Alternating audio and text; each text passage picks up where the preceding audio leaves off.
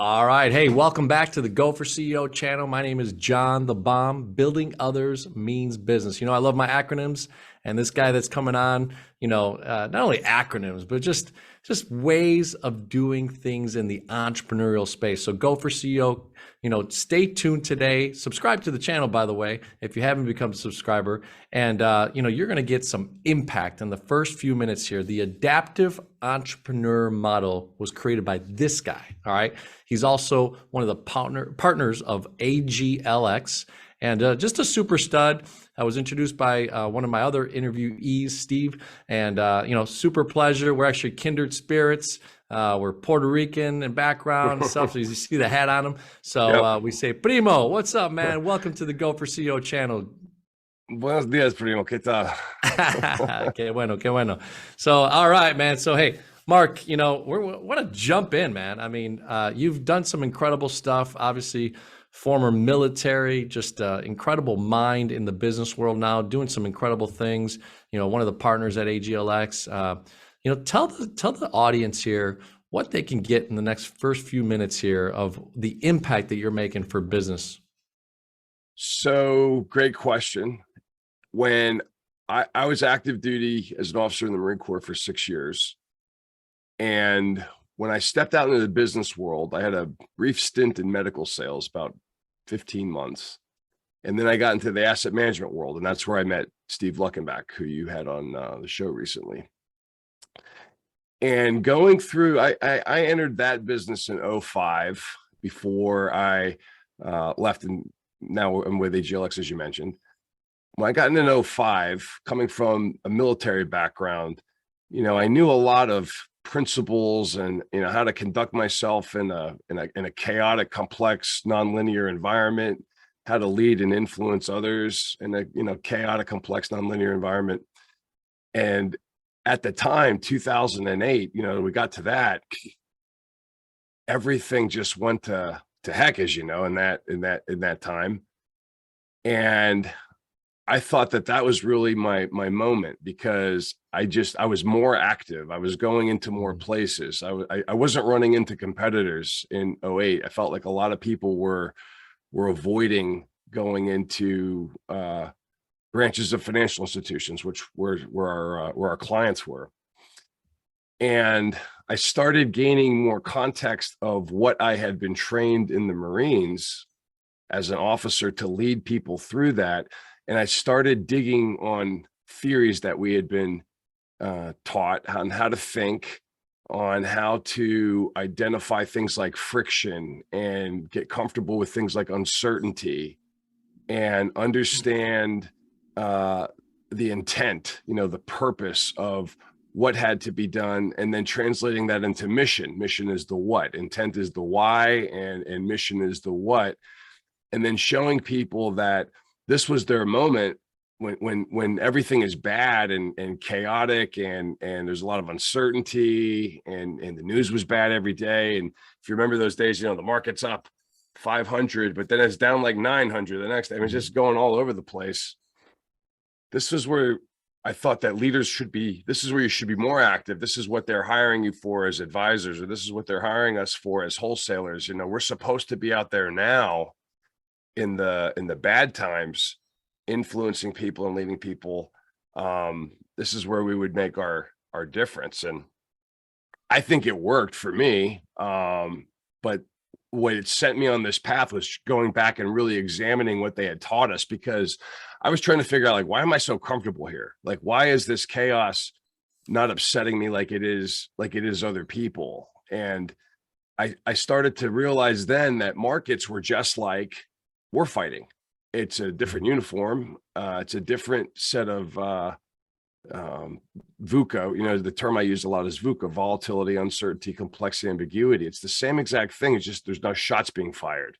There's no incoming artillery or anything like that. And the nonlinearity of it, the unpredictability of it, the sudden change without warning.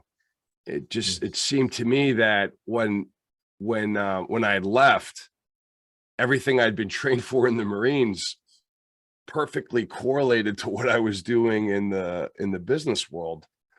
So I started taking notes and writing these things down, I went back and I finished my master's. I had started my master's degree in the Marine Corps, and then I went back and I finished it in economics. And I started tying some of the theories of what we learned for warfighting environment, trying to tie it into how can I sell myself as a partner to firms, but more as a consultant, helping them with ideas that no one else is gonna talk about, and ideas that are pertinent, that are they're gonna see me as a resource. They're gonna see me as a partner, because I'm putting skin in the game with them, in the sense that I'm going to go through it with them. I'm going to help them. I'm going to show them that there's a different way, and it's going to center around how you lead, and how you make decisions, and how you conduct yourself in chaos, or VUCA. So that's kind of a wild explanation, but it's really, the formula is pretty simple, or not. I don't want to say formula. The framework of thinking is simple. It's not easy though, but it is simple. And then that's what I do now full time with my teammates and partners over at AGLX, which is also a group of thinkers and practitioners that have been doing this for many years in the business world. So that's what I'm doing now. What an incredible ride. I mean, the military teaches so many fundamental things. I think, every man, woman, and child, in the United States especially, should go through that process. Unfortunately, I did not, but I've always admired, kind of the stable, things that, are kind of the things that are just implemented right in the brain, right, and processed by guys like you, then come out. You've noticed over the last 5-10 years, there's a lot of Navy SEALs out there sharing. There's a lot of Marines sharing, and it's really neat to have the military come back into the civilian world and share some of these processes, because I think so many of us need it, right, and learn from it. Having been a business owner through those times of '08, I actually sold my business that I had. So I exited in 2009 early. But it's funny when you said kind of, you were trying to think, how is it that I'm so stable or kind of calm in this chaos? I felt very much the same way. So it's interesting to learn from you here. If VUCA, then OODA, right? Take it in order to process. So why don't we walk down then that next process, right? OODA, OODA. What does that actually mean? And how can people keep on, learning from what you're sharing? Well, let me start by adding on to what you just said. One of my big thesis, my big ideas, is that you don't have to have spent one day in the military to learn these principles. The military is where I learned them, and the military is where a lot of them were discovered. And that's because when you think about it, people in the military are put into adverse, volatile, and uncertain, complex, ambiguous situations daily. And my point is that I can teach this to anybody. And people say, well, it doesn't apply to me. I wasn't in the military. I'm like, well, if you like, I'll bring my 14-year-old daughter in, and she'll explain how she uses it for her field hockey team. That's and awesome. Yeah, so it's simple. It's not easy, but like, again, my argument is that let's say argument, but my thesis, you don't have to have spent one day in the military to learn these things. Are universal. And when you, as a leader, as an entrepreneur, as an athlete, as anybody can do this. Once it clicks, you'll start to look at things differently. And in most cases, I'm not going to have to pull the rug out from under anybody. It's going to be refinements on how we look at what we're dealing with every day. And you're not going to have to go buy stuff, and you're not going to have to bring in new software or hardware. You're going to have to look at how you as a person look at things, and how you deal with people. The unbreakable order is people, ideas, and things. You can never, if you break that order, you're in a lot of trouble. So people, ideas, and things. Now, to the model that you're talking about, starting with the person, starting with the leader, starting with the entrepreneur, in the adaptive entrepreneurial model, the first thing that I have to accept is that the universe that I live in, the markets that I participate in, the traffic that I'm going to be in all day, the family environment, everything is volatile, uncertain, complex, and ambiguous. Volatile means it changes quickly without prediction. Uncertain is that I don't know. I can't predict the future with a crystal ball. It's impossible. Mm. And it also means that the things that, because of uncertainty, the things that I'm absolutely sure of might not be true. And I need to be open to that. Complexity, the connectivity that we all have, amplified by the technology that we all have access to now, it's unparalleled. You know, how did you and I connect, right? Mm-hmm. You interviewed a friend of mine, he called, you know, and then we got connected. And then as soon as we started talking, what happened? We realized we're probably cousins, right? Because we're, you know, like those sorts of things, like the connectivity that people have, the interdependency is more than we know. Like, Mm-hmm. example, I was going through my through the Denver airport with my daughter. She was getting recruited. She swims in college, and when she was getting recruited, we're out in Colorado. And I told her, I said, we're walking through this busy airport, and I guarantee it, there's people here that we know personally, but we just don't know they're here. And we're going to Mm-hmm. probably walk right by them, and we're going to, I mean, that's how the world works. It's very complex like that. And then the last thing is ambiguity.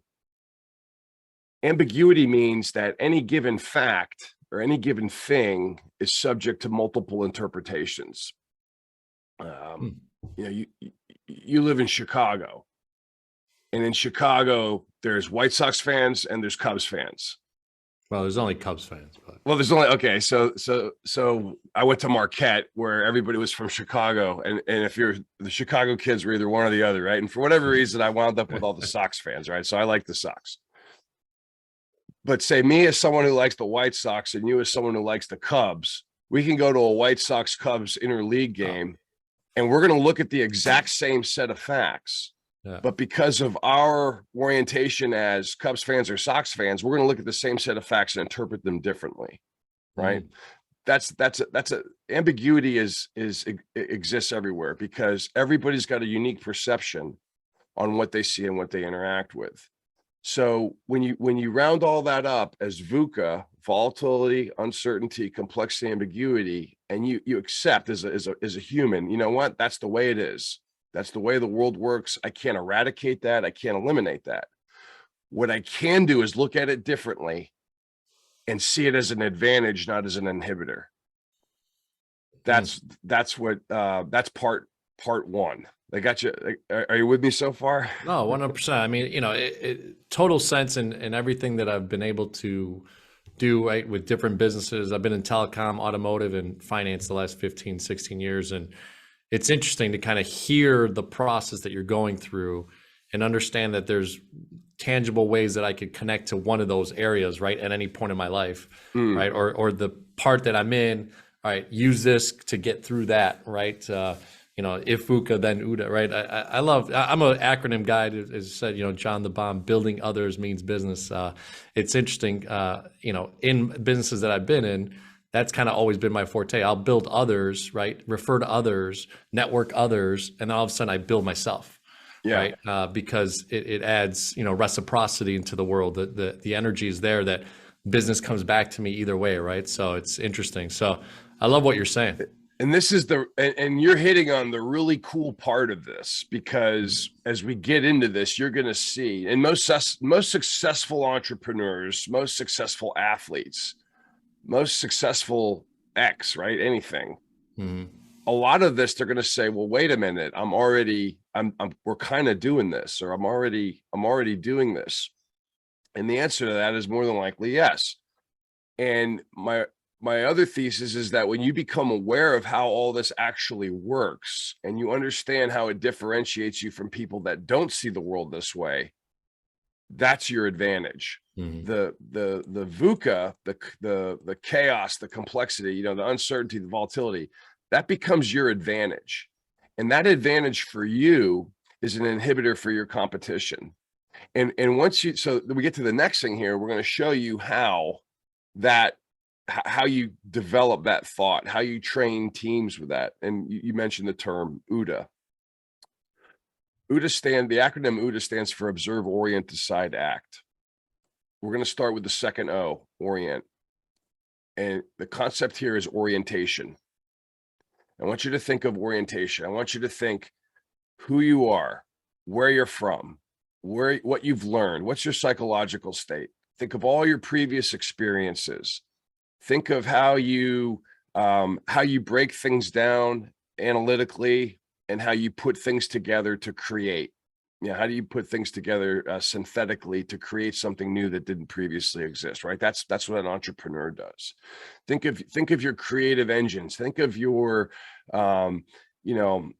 everything that you've done and who you are factors in to how you perceive the world, right? So I use this with Steve when we talk this a lot with groups.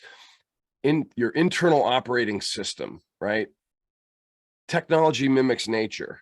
Well, the technology that I have in my smartphone, it has an operating system that has to be updated, that has to be refined, that has to be adjusted. It has to be kept current, or else what happens? What happens if I don't keep my internal operating system updated? Yeah, I mean, sluggish. You start missing opportunities, right? With new ways of doing things. You're not as crisp, right? It's not efficient, all that type of stuff. Yeah, absolutely. Like it could expose you to threats. It could lead you to obsolescence or irrelevance. You're not going to be able to adapt. You're not going to be able to survive because your operating system is misaligned from the current reality. Your operating system is inhibiting you from seeing what actually is, or coming up with better understanding of it. So orientation is, who we are, what we see, what's speaking to you now, what's hearing what I'm saying. OODA is merely how orientation works. So my orientation shapes my observations. So my orientation as a White Sox fan we're going to look at the same game. My orientation as a White Sox fan is going to shape how I see it, which would be different how you see it, right? Orientation is also going to shape how I act automatically. There's certain things that I can just do because I've experienced it so many times. I'm able to just do them. The overall process of OODA linearly would be I observe, I process those observations through my orientation. I come up with a decision, which is just a hypothesis of what I think will happen. And then I act, which is nothing more than a test of that decision. And then a lot of people might have heard the term OODA loop. The loop is actually just the learning that comes back from what I've done. And as things continue to change, and it goes back to the beginning where I'm constantly augmenting my orientation by what I see and what I learn from my decisions and actions. That's how entrepreneurs adjust. That's how creators create. That's how athletes outperform, right? They're constantly making adjustments. They understand that the game that they're in, the markets that they're in are VUCA. So I'm going to have to adjust how I see things to account for that change so that I can see opportunities before somebody else, so that I can see mismatches before somebody else, so that I can see a gap and fill it before a competitor does. Does that resonate? Does that make sense? Totally. Yeah. And Gopher CEO community. I mean, the last, minute and a half, 2 minutes there, just really rewind that again and take some notes, right? Because every single letter has a purpose, right? And when you talk about linear and then also trying to decipher that and what you do inside of each of those opportunities, you're growing, right? And then you got to take those actions, right? So it's interesting at the end, right? That the A is the action, right? Because ultimately you can learn all this stuff. If you're not implementing and acting on it, right? Knowledge without action is really nothing, right? So, and that's what we have to have the bias for. We have to have a bias for action. We have to understand that when we act, the learning from that action, with the feedback that we get, that can't stop. As soon as that stops, we're in trouble. As soon as we stop learning, another way to describe OODA, it's a framework, or it's an understanding of how we learn as humans, as leaders, as entrepreneurs, as athletes. That's how we learn. We have our coding, right? We have our internal operating system, which shapes how we interact with the world, which is volatile, uncertain, complex, and ambiguous. And then we as entrepreneurs, we as leaders, we as athletes, we as Marines, doesn't matter. we look at the same set of facts differently than our competitors, our opponents, and the things that we see differently, the mismatches that are generated from that, that's where we apply our business offerings. That's where we apply force. That's where we attack them on the football field, right? We're looking for those sorts of mismatches before others do. I love it. So, it's interesting, right, to keep on, diving into those areas. And I'm sure, audience, right, sees all the books behind you. So you've obviously put more than 10,000 hours of just, download and download and download and download, right? So let's transition just a little bit, only because I really want to give some area of focus to AGLX. So Yeah. you get this VUCA, right? You were part of the adaptive entrepreneur model, right? You created it. You got this sense of it. You're in the wholesale business of financial world. How does AGLX come into your mind? You said you weren't one of the founders, but you're one of the partners. Mm-hmm. And so to walk us through that, because a lot of people don't realize that you can go from intrapreneur to entrepreneur very quickly, right? But if you sometimes don't have that intrapreneur mindset, it really cripples you to become an entrepreneur. A lot of entrepreneurs that are naturally there or create ideas and buy businesses, all that type of stuff, right? But I love that intrapreneur to entrepreneur, which is kind of what Steve and I have talked about, a lot of that intrapreneur side. So walk us through what brought you to AGLX, and what is that looking like right now? Who are the clients that you're working with? Those types of things. Great question. I left corporate America, corporate asset management, 12/31 of 21, and I took a year. I set my own LLC to do this individually, and it took a lot of study time, a lot of deep reflection, and going back over, COVID, by the way, when COVID occurred, a lot of people hooked onto the, Netflix binging and food binging. And I kind of did the opposite. So, I would get anywhere from 3 to 5 hours of commuting a day that I was no longer doing. So I do distance swimming and I do barbell training. And then to your point earlier, yeah, I do a lot of reading and studying. And I've always been working on this theory that, how can you help people thrive? And I thought that, Wall Street or asset management was a really interesting place to do it because it's constantly changing. That's what I loved about it, was that no 2 days were alike. Everything was constantly changing. I worked remote and out of my car visiting clients. So everything was in a constant state of flux and change, which I'm really comfortable in as a Marine. That's our home, so to speak. When I had found, so the CEO of AGLX, who's my co-host on our podcast, No Way Out, Brian Rivera, his call sign's Ponch. He's a F-14 Tomcat guy. We connected, over the years, we've been in the same kind of circle that are really pursuing these theories. And I should have said at the beginning that, the theory of OODA was discovered by a Air Force colonel by the name of John Boyd. And John Boyd was a globally renowned, he's a globally renowned strategist. He passed away in 1997, but he's such a unique thinker. And the Marine Corps embraced him as one of their own to redo their warfighting doctrine. So he's very influential. He's very influential on that.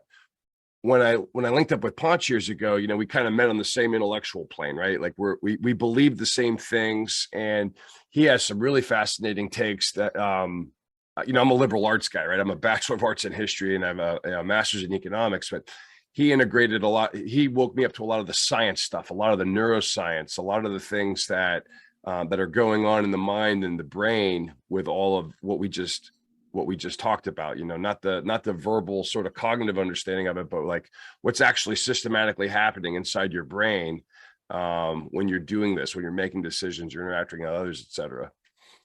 So in that sort of almost year of reflection and really thinking of what I wanted to do next, I knew I wanted to be a teacher of this. I knew I wanted to be a consultant. And as a Marine, it's so much better to do things with teams. We're not really lone wolves. So to join on with a group, we're all veterans. We have a group here in America, and then we have a group in Asia Pacific, and we're vets. And we're not really selling like, hey, we learned this in the military, it's awesome and you should do it too, because the military is right about everything. It's absolutely not that.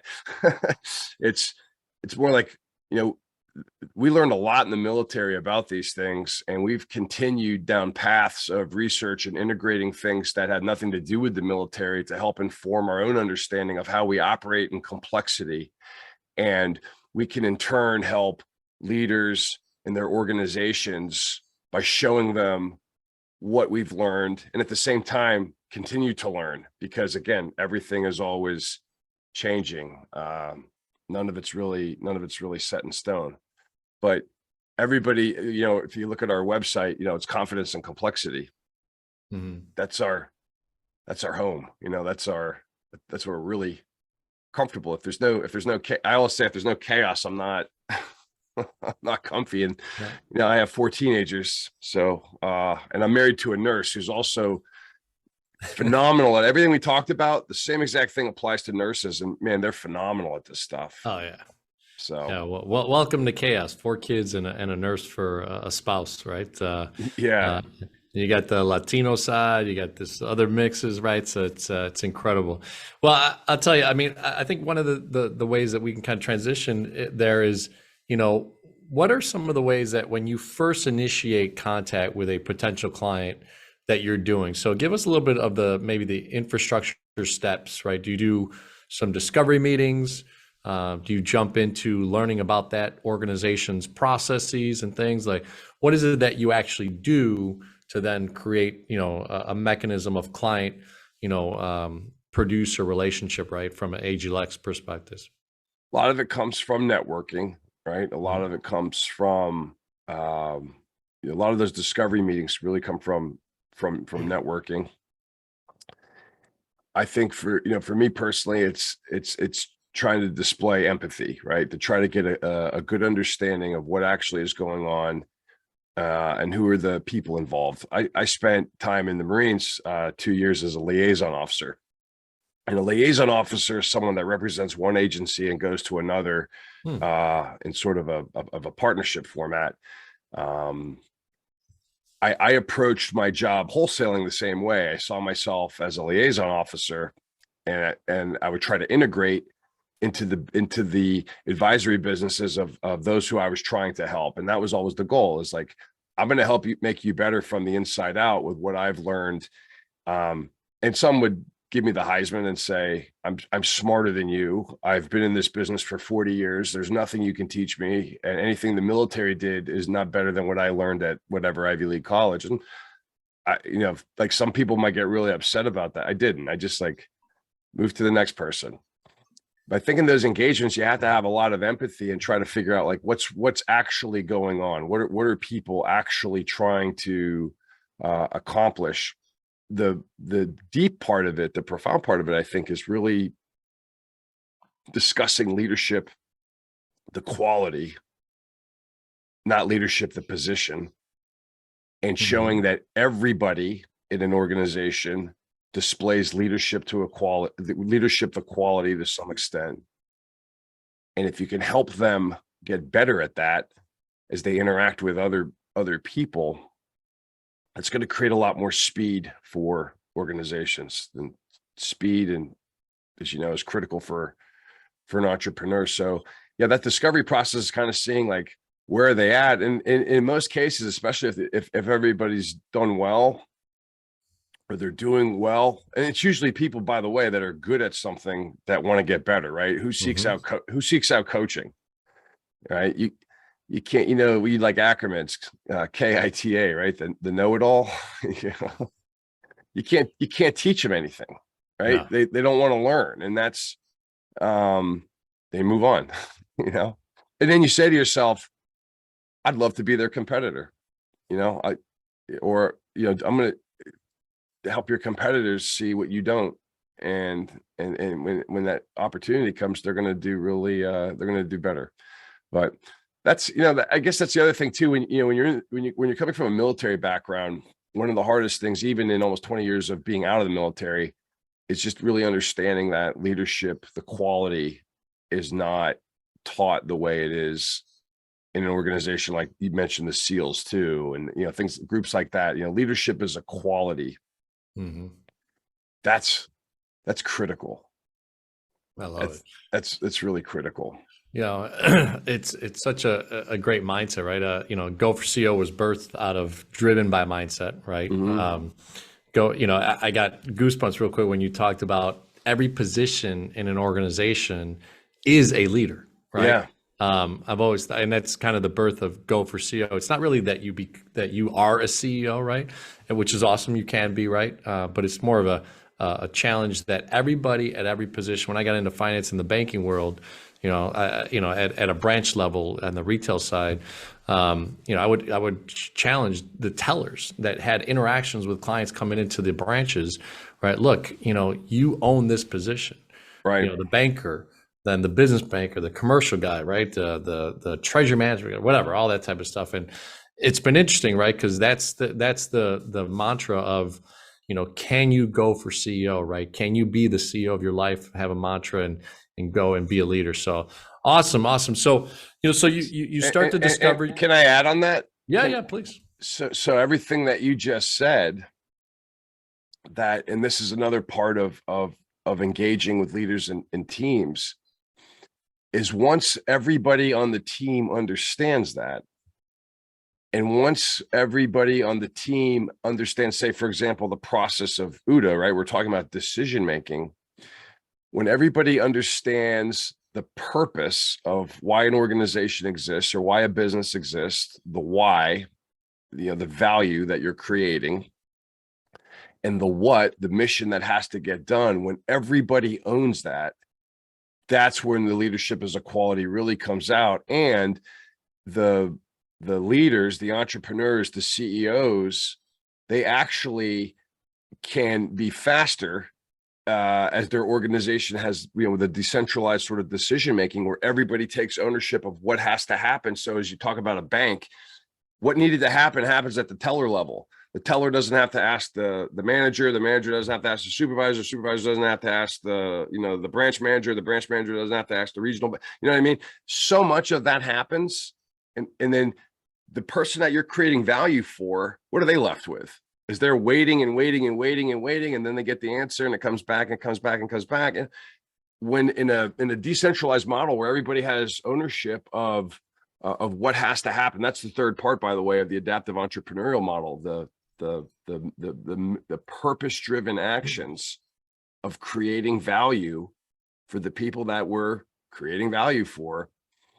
When the leadership at a quality is so profound, the lowest person in the organization can handle things. It's not that we don't know about it, right? Because the information, you want it to flow back, but that makes you quicker. Because when your competitors don't have decentralized organization where everything is centralized and everything has to approve by one person that makes all the decisions for the whole company, as if they could completely understand everybody's perspective. And we know that's impossible because of VUCA. That leader, that entrepreneur that hoards all the information, that makes all the decisions themselves, they have no control over things. They think they do, but they really don't. They become a single point of failure. And it gets to the point where if I'm the only person that can make all the decisions, as if I could see everything, all that's going to do is degrade the organization over time and make it slower. That's not adaptive. That's not learning. Yeah. You made me think of something too, right? When you go from employee to entrepreneur, which is really a solopreneur at the beginning, right? The only way you jump over to business owner, which is where you have a team, is to do exactly that, right? Is decentralize, and obviously there's chain of command and all that good stuff, but it's interesting to kind of understand why there's so many small to medium-sized businesses, and this channel caters to the Go for CEO community, but why we challenge a solopreneur to become a business owner by having that type of scenario, right? Where they understand VUCA and OODA and then create a process, right? To then jump over to the business owner side. I know cash flow quadrants from Robert Kiyosaki talks about it in a very cool way, right? So awesome, brother. Well, look. And by the way, I'm going to point out that Robert Kiyosaki is a United States Marine. Yeah, 100%. And he's also a naval aviator, and it's an example of a tremendous mind that can work with volatile, uncertain, complex, ambiguous environments and come up with very original thinking. So I love it. I love it, man. So look, you take this journey, right? In the wholesale world, in the financial world, you had the military experience. You then jump in, and at the end of 2021, you make that decision to now go step in from entrepreneur to entrepreneur. Yeah. It's been a year, right? And now you're a partner. What are some things that you're doing to be able to create value inside of the organization of, like, when the client meets with you, what kind of tools are you guys implementing? Obviously from these parts, right? Then how are companies changing, creating more volume and generating more revenue, those types of things? Yeah. So if you look at our website, you'll see that a big part of it is, a lot of the things that we've talked about, right? Like helping people adapt, training leaders, training leadership to quality. The other big part of it's the flow system, and Brian Rivera, who is the CEO of our group, he's the co-author with John Turner and Nigel Thurlow of the flow system. And the flow system is it's a 3-pillared approach that it's customer first, customers the focus, creating value for the customer is the focus. It's rooted in the Toyota way and the Toyota production system. That's sort of the foundation, which, by the way, back to John Boyd, that was a big thing that he studied, the Japanese way of doing business, specifically the Toyota production system and the Toyota way. And then the 3 pillars are a lot of what we discussed already: complexity thinking, distributed leadership, and team science. Ultimately, when we train and interact with people to get them to understand sort of the tenets of that, of which OODA is one, and some other things that we've talked about, the ultimate goal is flow. You move with the flow. VUCA can be a flow for you if you look at it differently, and that's ultimately what we're trying to do. But rooted in, not just rooted in the military, but rooted in a lot of cognitive science, cognitive psychology, neuroscience. If you're familiar with the Cynefin framework by Dave Snowden, that's a big part of. He's on episode 2 of our podcast. That's a big part. It's teamwork, team quality. It can, building culture, really. And think about when you build a culture, clients want to be a part of it, customers want to be a part of it, people want to be a part of it to run the organization. I just got back from Quantico, Virginia. One of my best friends got promoted, and I've been out for almost 20 years, but the bond that we have from that culture and all the people that I've got to, I spent the night at a former commander's house, just that's the kind of culture that doesn't have to be unique to the Marines. You can make that yourself in your own venture, whatever it is, where people are connected that way. And I don't know, part of me thinks that's what we're here for. Yeah, no, you're making me think. There's a competitor, a buddy of mine. He's a former Marine. He's one of the guys at PHP. It's an insurance agency, and I saw him move from our organization, because I have a financial agency as well, and you could see the energy and the connectedness that organization has, because they talk about minorities running that business. Women is a big part of their organization, right? So they have a larger percentage of minority, a larger percentage of women that weren't really in the financial services industry. if you take the old curmudgeon 55 to 65-year-old white males, right, that are in financial services typically, and the culture that they built. So it's really interesting. And I've seen it from afar. He's a buddy of mine, and we talked about Patrick Bet-David and some of the things he's done with valuetainment and all that stuff. So yeah, he's a veteran too. Yeah, and he's an Army guy, right? So yeah, I mean, look, makes me think of there is, I don't even know if I want to go, but the one regret I do have is being an only child, kind of being a mama's boy when I was younger. I was entrepreneur at 19 and young, but I missed out on that military. It's probably the one thing I'll go to my resting place wishing I would have done, right? So is being a part of that community. So I appreciate that. And I would say that, one of the things that we do, and one of the things that I do is show people, hey, these principles that you can access all the stuff online. One thing I do, if you look at it's called war fighting. Anybody can Google this, you can put it on the show notes. This is a PDF of the Marine Corps' prime codex of thinking. It's called Marine Corps Doctrinal Publication #1, War Fighting.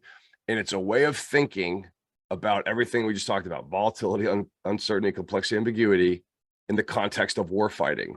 Now, I've sat down with many people from many different backgrounds, from many different industries that have not spent one day in the military. And we go through that publication. It's not very big. It's not big at all. We cross out war fighting and we put ice hockey. We cross out enemy and we put other team. And we cross out, offense and defense, and we can put in, I don't know, manufacturing. I mean, there's the transferability is perfect. And I tell people, look, your tax dollars pay for this stuff. It's all online for free, and this is what your Marine Corps has done over the years of coming up and doing this thinking and sharing how we think about chaos and how we operate in it. That was one of my big appeals to coming over with AGLX, because again, they've done a really good job of showing how what you learned is easily translatable to businesses that would, by and large, have people that were never in the military. And when you think about so the 3 pillars, complexity thinking, and everything goes first to the customer, right? Everything goes to the client value. That's the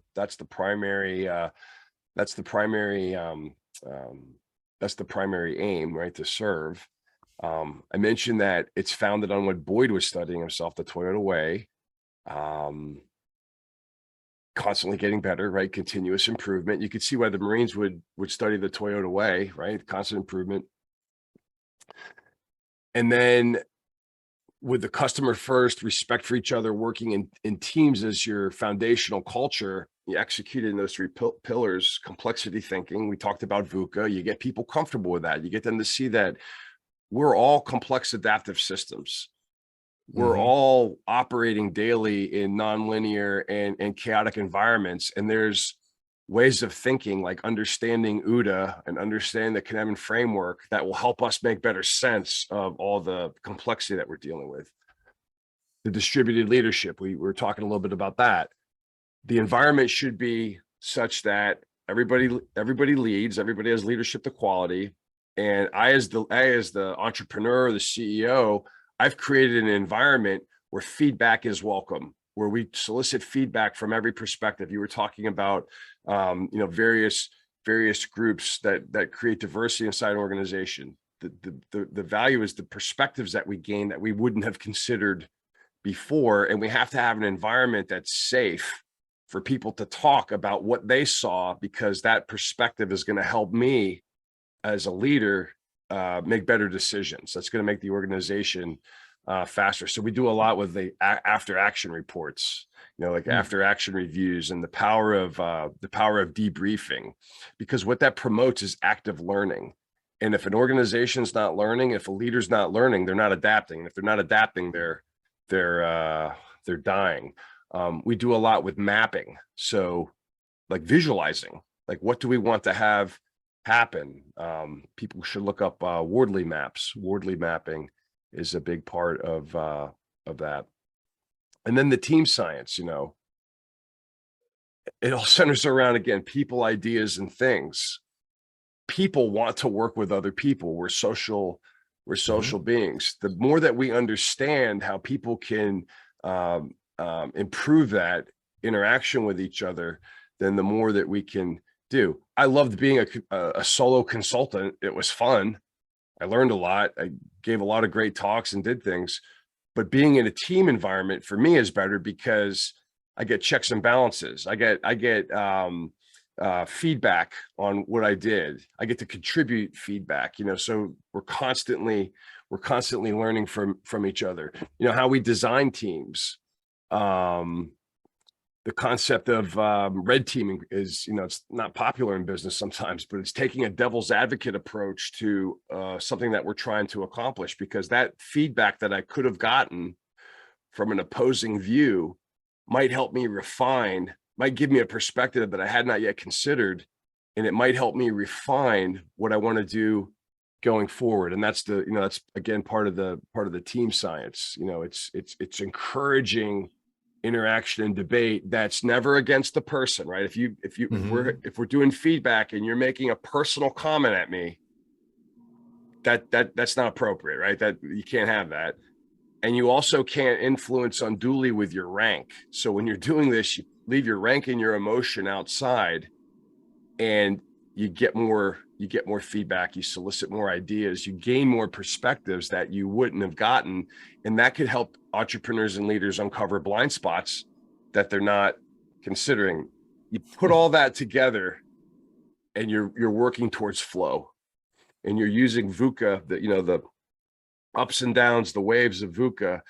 Now you're surfing it, right? Now you have a surfboard, and you've got a knowledge base, and not just knowledge, you got an understanding base that's an advantage, and you can make that a disadvantage. You see that as a disadvantage for your competitors, and you can build on that and get faster and faster and better. But could go on Yeah. for hours about that. No, hey, I mean, look, I've said it many times on this channel, and I learned it from a great, wise mentor of mine named Greg Cap.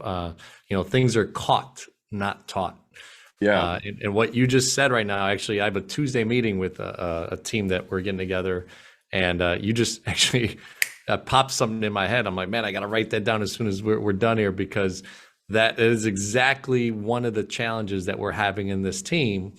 And I think that productive feedback, and no matter the VPs, the SVPs, whatever, they're getting together, leaving that aside and giving that true context feedback so that we can have an incredible 2023. So appreciate that, man. I just caught something there that I'm going to use for Tuesday. So Mark, one of the ways that we, kind of end our podcast is to be able to share the CEO side of things, right? So with AGLX and the things that you've done, there's C is client experience. E is Yeah. for engagement. How do others, vendors, people that you work with, subordinates, leaders, how do they engage with you? And what's the magic behind that? And then O is for operational excellence, for CEO. So for client experiences, 30 seconds, a minute or so, what's kind of the high level? And you touched on so many different things, but if you could bring it into one area, when they go to do business with you and AGLX, at this point, what is the client experience at the very top of the house, that you could deliver to someone if they're watching this? Great question. I think it's what we talked earlier about empathy, right? Of gaining an understanding of what's truly going on, not violating the order of people, ideas, and things. And the people that we interact with, this is all human centered. Everything that we're about is human centered. The flow system is human centered, and adaptive strategy, it's human centered, because like John Boyd would teach us, most of what you've heard the term too. I think it was Bobby Jones that said the game of golf is played between the 6 inches between your ears. That's really what it comes down to, mindset. And I think that what people would find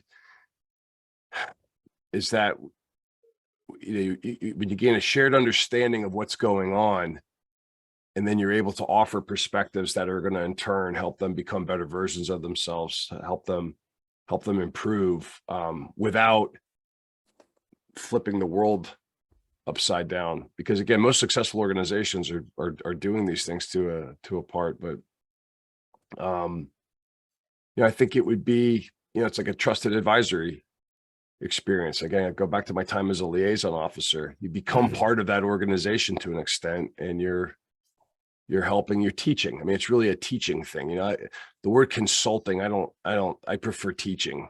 I think that teaching and learning is a better thing. So I think that it's there's a teaching component of it. There's a massive learning component, because without the learning, we don't adapt. So. Well, I appreciate you breaking that down for us. I would add this too. So as you know, I mean, I'm the the quote unquote new guy of the partners, but we've developed and launched. Brian Rivera and I have developed and launched our podcast. No Way Out is the title, and that's another methodology of how we engage. And the idea behind that is kind of like we're doing now, is if people are listening into a conversation between two thinkers, or a conversation between two leaders, or a conversation of a team, and they get to listen in and take notes.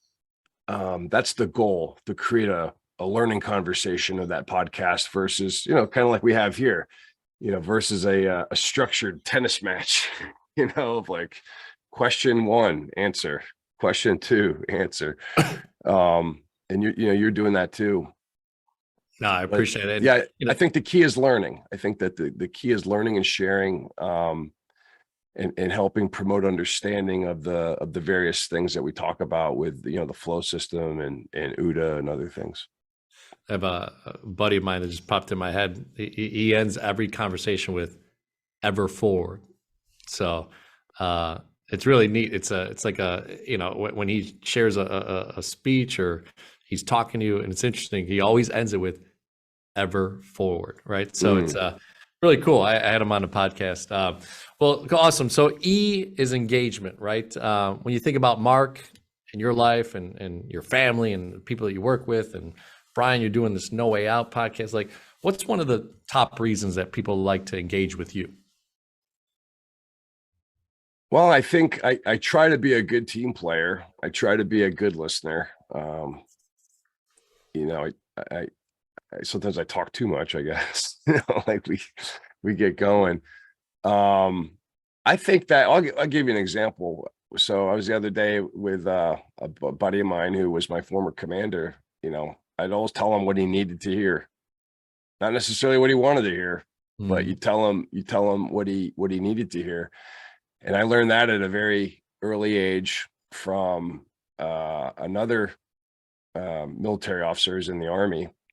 He said that's the critical component, is telling people what they need to hear, not what they want to hear, because what they need to hear, if it's connected to the reality of the situation, that's what's going to help them learn and help them adapt. That was actually my papa that taught me that. Yeah.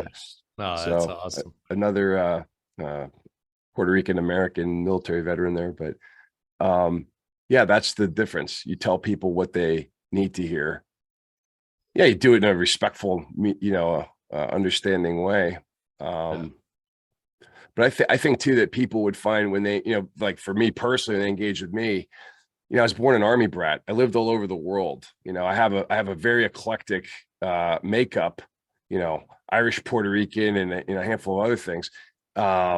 Of parents that were born in New York City, and I was born in Kentucky, and I lived in Germany, and then I went away to college. I went to high school in Pittsburgh, went away to college at Milwaukee at Marquette, and served all around the world in the Marines. So like, I feel like I've had this really eclectic upbringing from a very eclectic, sort of genetic mix from my parents.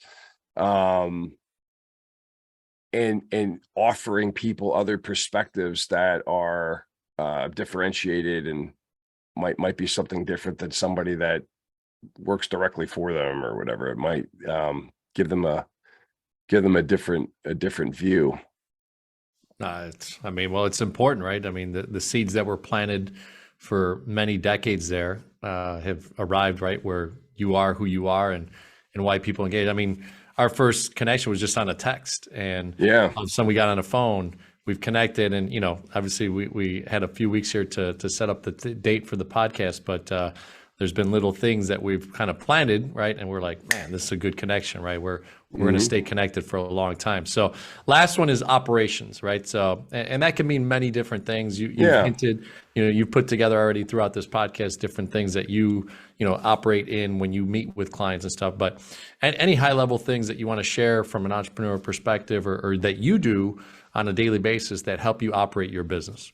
Well, I think it goes back to the adaptive entrepreneurial model, which you can put on the show notes and share with everybody. To use that as a framework, that's going to help improve their operations and literally everything they do, business life, et cetera. Because if I understand that the nature of the universe is always going to be volatile, uncertain, complex, and ambiguous, and I have to orient to that, and I have to understand how I orient, and I have to understand what my orientation actually is and how my orientation shapes how I see things. And then I marry that with a very crystal clear intent. What has to happen and why? And everybody on my team that understands that, that's all I have to tell them. I don't have to show them how to do anything. They can figure it out. I think that operationally, people would find that they're going to get a lot more speed.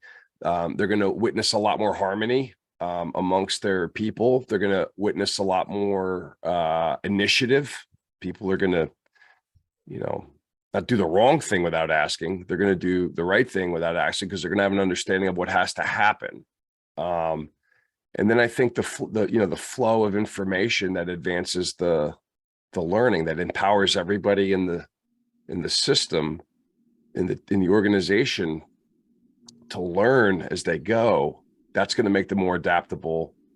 Everything operationally will smooth out, or at least be smoother than it currently is. And here's the best news. These things are simple. Unfortunately, you got to do the work. I mean, you have to actually do the work, and that's why we're in business. We can help people see that. But once you get it and you understand it, it's gonna the improvement that comes from that. That's the goal. The constant improvement of creating value for the people that we're serving. That framework, it's a pretty reasonably simple map. It's not rocket science.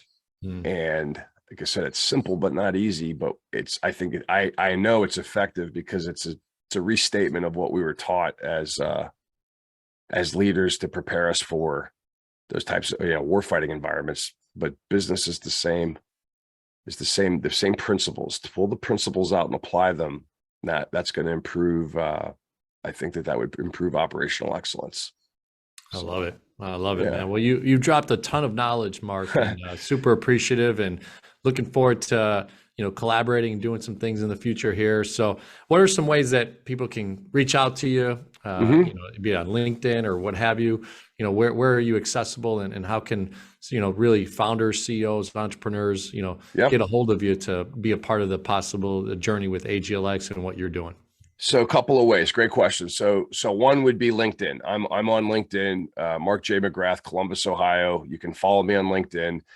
I put everything I post. If you go on my profile and hit posts, you're going to see a lot of what we talked about, hopefully lucidly and clearly. So I'm trying to always improve my writing, but that's a very simple way to follow myself. And then my co-host on the No Way Out podcast is Brian Pontrevera, and he puts out a lot of stuff too on complexity thinking, and you can link to his TED Talks and things like that. Then this number two would be our podcast. So wherever you digest podcasts, be it Apple, Spotify, wherever, it's called No Way Out. We've never done a podcast explaining the title, but it was a working title for a brief of John Boyd, and it's dedicated to the memory of John Boyd and advancing and developing his theories, all of which we've been talking about. So the podcast can be downloaded. It's fairly new, so we've released 4 so far. We have a lot recorded coming out. We're at the pace of 1 a week right now. So as we improve that, you'll see more. But I think that you're also going to find that there's a diversity of thinkers. So we just had a phenomenal conversation yesterday with a very well-known neuroscientist. And she talks a lot about the brain and diet that helps the brain. And she's also a very big fan of John Boyd and his theory. So it's really an interesting conversation. That's number 2. Number 3 is the flow guides. So if you go to flowguides.org, you can see the flow system. There's a web version you can download as a PDF, and it gives you an overview of one of the things that we do as a team at AGLX, and a lot of what we teach, and a lot of it there is what we were talking about. So those are 3 simple ways. Follow us on LinkedIn, download the podcast, and check out flowguides.org. And we have it in multiple languages too. So there's a version in Espanol that's pretty good. Nice. Awesome, brother. Well, hey, super excited. And Go for CEO community, leave some comments, like this video, share it with your audiences. Mark is a wealth of knowledge, and what he's doing at AGLX, what he's done before, and the experiences that they have. And you just heard some of the great ways to be able to connect with him and move forward. So thank you, Mark. Super appreciative of your time, and we'll have you back